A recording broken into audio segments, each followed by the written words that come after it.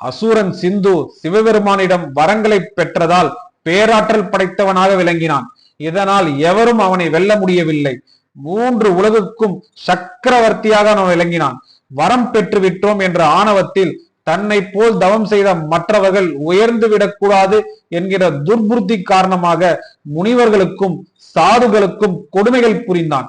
இதை அறிந்த சிவபெருமான் விநாயக பெருமானை தோற்றுவித்து அவனை அழித்தார்.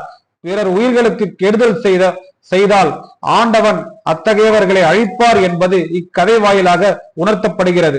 பால விநாயகரை கொல்ல மரமாக, கழுகாக, பாம்பாக, யானையாக, மலையாக பல வடிவங்களில் அசுரர்கள் வந்தார்கள்.